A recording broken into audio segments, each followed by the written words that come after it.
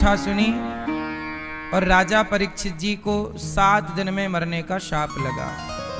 जिसे 7 दिन में ही मरना हो क्या करना चाहिए? सुखदेव जी से कहा परीक्षित जी ने कि देखिए मुझे 7 दिन में मरना है, जीवन का भरोसा नहीं है।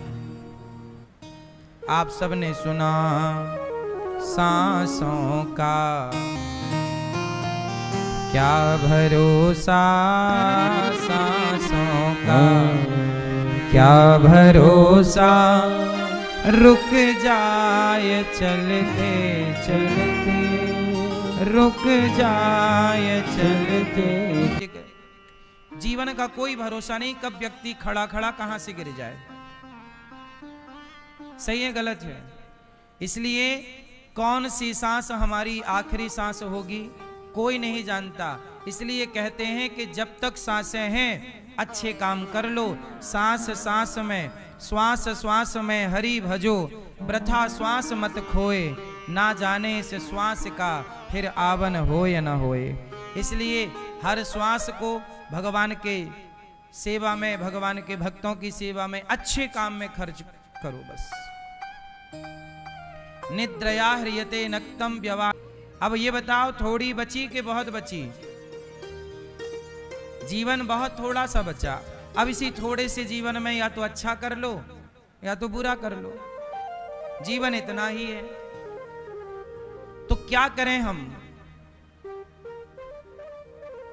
सुखदेव जी कहते हैं कि उसे फिर स्त्री नजर नहीं आएगी, उसे स्त्री में भी, फिर उसे पुरुष नजर नहीं आएगा, फिर उसे पुरुष में भी, फिर उसे कुत्ता नजर नहीं आएगा, फिर उसे कुत्ते में भी, फिर उसे गधा नजर नहीं आएगा, उस गधे में भी भगवान का दर्शन होगा। फिर उसे पेड़ पौधा नजर नहीं आएगा, फिर उसे पेड़ पौधे में जो भगवान को सब जगह देखता है वही श्रेष्ठ भक्ति है। लेकिन इस विचार को जीवन में उतारने में कई जन्म लग जाते हैं। ज्ञान तो एक लाइन का है कि सब में भगवान को देखो, बात खत्म। लेकिन इसे चरितार्थ करने में कई जन्म लग गए। तुलसीदास जी कह रहे हैं कि सिय राम मैं सब जग जानी। वेद कह रहे हैं सर्वम खलविदम ब्रह्म, सब में परमात्मा है। अब कितना आसान है कह देना कि सब में भगवान है। नामदेव जी एक दिन नामदेव जी के सारे संतों की मीटिंग हुई, तो नामदेव जी को भी बुलाया। गोरा कुम्हार के घर मीटिंग हुई, तो वहां सारे संत बैठे। तो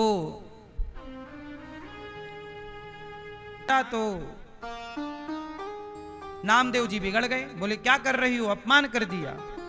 तब उन्होंने कहा कि देखो सारे साधु तो पक्के हैं, ये नामदेव जी थोड़े कच्चे हैं। अब तो भरी सभा में नामदेव जी को बड़ा बुरा लगा। अरे राम राम, भरी सभा में मेरा अपमान हो गया, कह दिया कि मैं कच्चा साधु हूं। मैं कैसे कच्चा हो सकता हूं, जबकि नामदेव जी ने लगभग 27 बार भगवान का दर्शन कर चुके थे साक्षात। मैया चुप रहो मेरी मां, शांत। लगभग 27 बार भगवान से मिल चुके थे, विट्ठल नाथ जी से प्रत्यक्ष ऐसी बात हो चुकी थी। अब तो नामदेव जी को बड़ा बुरा लगा, रोते रोते मंदिर चले गए विट्ठल नाथ जी के। और विट्ठल नाथ जी को पुकारा, प्रभु सुनो, यहां आओ, हमारा अपमान हुआ है। भगवान प्रकट हुए, नामदेव क्यों रो रहा है? बोले सबने कह दिया कि तू कच्चा है। बताइए, मैं आपका दर्शन कर चुका हूं, ये 28वां दर्शन है, और कह रहे हैं सब लोग कि मैं कच्चा हूं। आप बताओ मैं कच्चा हूं कि पक्का हूं? तब विट्ठल नाथ जी ने कहा कि, भगवान ने कहा, नामदेव तुम अभी थोड़े से कच्चे हो। प्रभु आपका दर्शन करने के बाद भी कोई कच्चा रह जाएगा क्या? बोले हाँ, तुमने मुझे तो पा लिया, पर तुमने अभी तक कोई गुरु नहीं बनाया और गुरु के मार्गदर्शन पर चले नहीं। मुझे तो तुमने मंदिर में तो खोजा है, मुझे तुमने मंदिर में, नामदेव जी बोले तुम्हें कुत्ता दिख रहा है, मुझे तो कुत्ते में भी मैंने रोटी भगवान के लिए रखी थी, तो भगवान ही मेरी रोटियों का भोग लगाने विट्ठलनाथ जी इस रूप में आ गए। और तब उस कुत्ते से प्रकट होकर के भगवान विट्ठलनाथ जी ने कहा, नामदेव अब तू पक गया, अब तू अब पका है। अब क्यों पका? क्योंकि कुत्ते में भी भगवान की दृष्टि है। कुत्ते में भी किसका दर्शन है?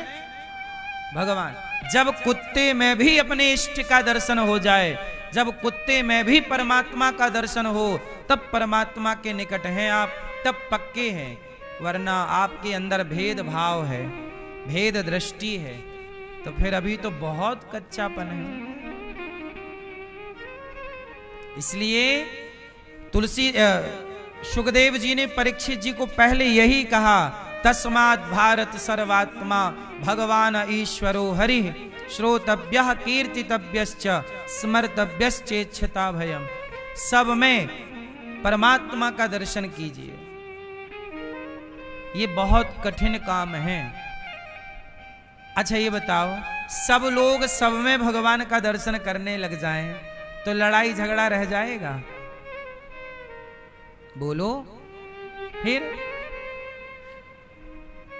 सब में परम, आजकल लोग क्या कहते हैं, मंदिर में पत्थर की मूर्ति को तो पूजेंगे पर अपनी सच्ची मां की सेवा नहीं करेंगे, माता का तिरस्कार करेंगे, माता के लिए गलत बातें बोलेंगे, पिता का अपमान करेंगे।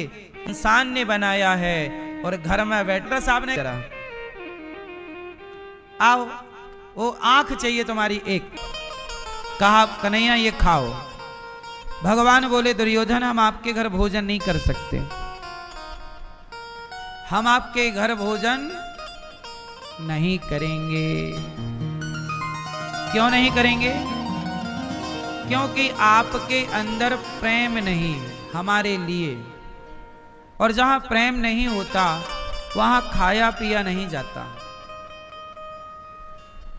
भोजन किस परिस्थिति में होता है?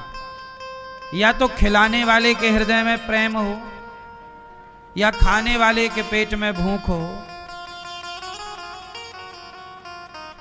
या कोई प्रभावी व्यक्ति हो, प्रभाव।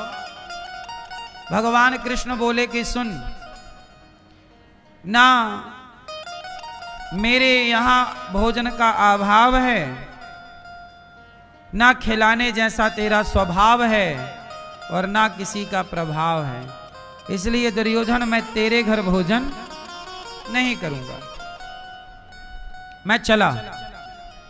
दुर्योधन बोला खा लो, ऐसे सोने की थाल में परोसा है। भगवान बोले तू हमें सोना दिखा रहा है, तेरे घर नहीं खाएंगे। कहां खाओगे? हमारा निमंत्रण विदुरानी के घर है। दुर्योधन का 56 भोग छोड़कर, जो जंगल में घास फूस की झोपड़ी में रहती हैं, सूखा रूखा खाती हैं,